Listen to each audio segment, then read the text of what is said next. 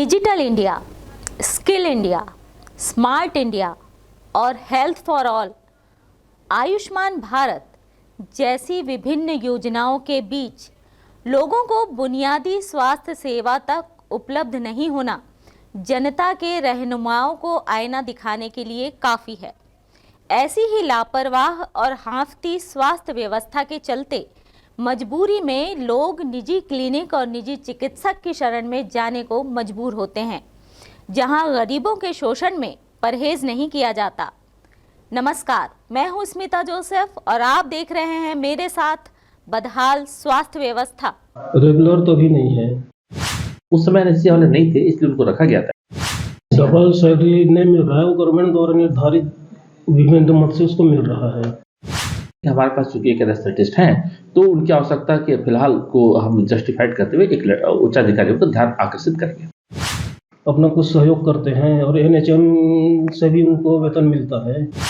क्या आप सोच सकते हैं कि किसी सरकारी कर्मचारी को एक ही काम के बदले दो अलग अलग विभागों से तनख्वाह दी जाती है? नहीं ना, लेकिन ये छत्तीसगढ़ है, यहाँ सब संभव है। छत्तीसगढ़ की सरकार भले ही बेमिसाल स्वास्थ्य सेवाओं के गुण गाती रही हो, लेकिन हकीकत कुछ और ही नजर आ रही है। राज्य अब नकारात्मक मामलों में भी बेमिसाल बनता जा रहा है। कभी अपनी कला और संस्कृति और छत्तीसगढ़ों के कारण देश दुनिया में जाने जाना वाला छत्तीसगढ़ अब बदहाल स्वास्थ्य व्यवस्था की वजह से जाना जा रहा है। स्वास्थ्य सेवाओं को चुस्त दुरुस्त करने का सरकार दम भर रही है, वहीं सरकार की स्वास्थ्य सेवा लोगों को मुंह चिढ़ा रही है। सरकारी खजाने की लूट का मामला बलरामपुर जिला अस्पताल में सामने आया है। यहां खनिज न्यास मद का इस तरह से दुरुपयोग किया जा रहा है कि आप सोच भी नहीं सकते, क्योंकि ये हद है उस लापरवाही की जिसके तहत एक ही कर्मचारी या यूं कहें कि डॉक्टर को एक काम के बदले दो तनख्वाह दी जा रही है। जिला अस्पताल में विशेषज्ञ डॉक्टरों की बलरामपुर संविदा नियुक्ति की गई है। एनेस्थीसिया विशेषज्ञ डॉक्टर कृष्णा चैतन्य को जिला खनिज न्यास फंड से 1,31,500 रुपए सैलरी मिल रही है। साथ ही राष्ट्रीय स्वास्थ्य मिशन से 1,88,000 रुपए की भी सैलरी मिल रही है, यानी एक डॉक्टर को दो सैलरी का लाभ मिल रहा है। रेगुलर पैथोलॉजिस्ट आगे भी क्या सर आपके? रेगुलर तो भी नहीं है। डॉक्टर मोनीरा हसन जो है वो बॉन्ड में है। बॉन्ड में ही है, बॉन्ड में है ना, कार्यरत है। और दूसरा सर एनेस्थीसिया डॉक्टर रूपक कुमार, वो भी यहाँ रेगुलर है। उनके जगह पे जो है डबल सैलरी उनको मिल रहा है डॉक्टर कृष्णा चैतन्य को, जो कि एनेस्थीसिया डबल सैलरी नहीं मिल रहा है, वो गवर्नमेंट द्वारा निर्धारित विभिन्न मत से उसको मिल रहा है। दो मत से माने अपने एनएचएम से तो मिलता है और डीएमएफ द्वारा माने कलेक्टर द्वारा निर्धारित वो मिलते हैं। बलरामपुर जिला अस्पताल में एनेस्थीसिया विशेषज्ञ डॉक्टर कृष्णा चैतन्य को राष्ट्रीय स्वास्थ्य मिशन के तहत नियुक्त किया गया था, जबकि उन्हें खनिज न्यास मद से भी सैलरी का भुगतान किया जा रहा है। जिला अस्पताल में खनिज न्यास मद से पैथोलॉजिस्ट के तौर पर डॉक्टर सौरभ गोयल पदस्थ है, लेकिन वह कभी जिला अस्पताल नहीं आते हैं। अस्पताल के अटेंडेंस रजिस्टर में भी उनके हस्ताक्षर नहीं होते हैं। जानकारी के अनुसार अंबिकापुर में डॉक्टर गोयल ब्लड बैंक और पैथोलैब का संचालन कर रहे हैं। वहीं बलरामपुर जिला अस्पताल में डॉक्टर रूपक कुमार एनेस्थीसिया विशेषज्ञ के तौर पर पदस्थ है और डॉक्टर मोनीरा पैथोलॉजिस्ट के तौर पर पदस्थ है। इसके बावजूद अलग से एनेस्थीसिया विशेषज्ञ और पैथोलॉजिस्ट को पदस्थ कर खनिज न्यास मद से लाखों रुपए सैलरी का हर महीने भुगतान किया जा रहा है, जिससे खनिज न्यास मद का सीधे तौर पर दुरुपयोग हो रहा है। जब इस मामले में जिला चिकित्सा अधिकारी डॉक्टर प्रेमचंद बैनर्जी से बात की गई तो उन्होंने कहा ये पूरा मामला सिविल सर्जन जिला बलरामपुर के अंदर आता है। हमसे अच्छा सिविल सर्जन आपको बता सकते हैं। इसमें क्या है, हमारे यहाँ जो है पैथोलॉजिस्ट की या नहीं माने स्पेशलिस्ट की कमी थे। स्पेशलिस्ट कमी थे तो उसको क्या है कि अपनी जो शासन के जो नियमानुसार कलेक्टर महोदय उनको डीएमएफ मत से भी अपना कुछ सहयोग करते हैं और एनएचएम से भी उनको वेतन मिलता है। तो इस तरह ये गवर्नमेंट द्वारा निर्धारित जो नियमानुसार जो कार्रवाई है वो कलेक्टर वो सब उनको मिलता है।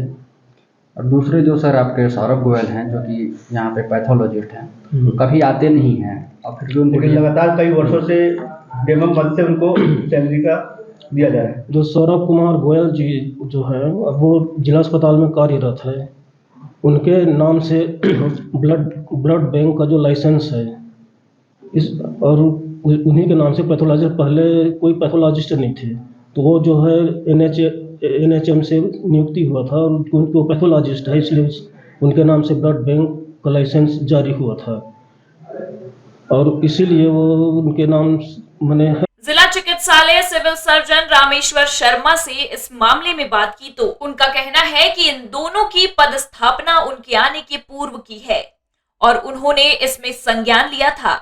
अपने उच्च अधिकारियों को इसकी सूचना दे दी गई थी। पदस्थापना पहले से थी, मतलब कि अपनी गलतियों को पहले वालों पर डालकर पल्ला झाड़ना।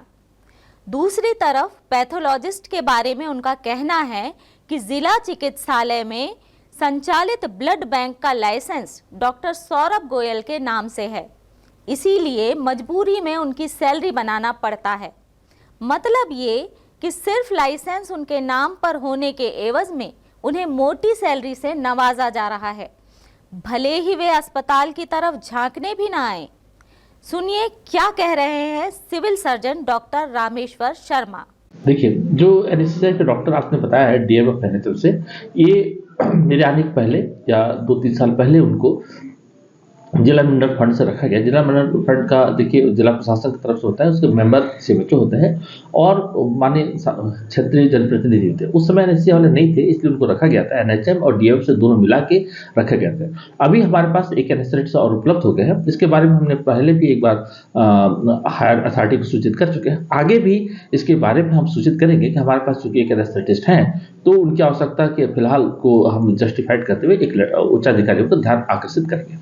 पैथोलॉजी जिले के बारे में जैसे मैं आपको बताता हूँ कि जो पैथोलॉजी से बोल रहे हैं उनके नाम पे ब्लड बैंक यहाँ जिला रजिस्टर्ड है और हमारे पास एक और विकल्प आ गया है। अब हम ब्लड बैंक को उनके नाम पर ट्रांसफर करने के बाद में उनके जो अब्सेंट हो रहे हैं या जो उनके पास शिकायत है यथा योग्य कार्रवाई हम प्रारंभ कर देंगे। देखिए, आप उनको नोटिस हम तुरंत दे देंगे और बाकी कार्रवाई यदि कोई सख्त कार्रवाई की जरूरत पड़ी तो हम पहले ब्लड बैंक का रजिस्ट्रेशन को जो हमारे पास उपलब्ध ऑप्शन है उस पर ट्रांसफर करने के बाद कार्रवाई करेंगे। एनेस्थीसिया विशेषज्ञ डॉक्टर कृष्णा चैतन्य के मामले में उन्होंने बताया कि इनकी भी नियुक्ति हमारे आने के पूर्व की है और जैसे ही हमारे जिला चिकित्सालय में एनेस्थीसिया डॉक्टर की प्रतिस्थापना की गई वैसे ही हमने उच्च अधिकारियों को इसकी जानकारी दी है, लेकिन अभी तक कोई कार्रवाई नहीं हुई है।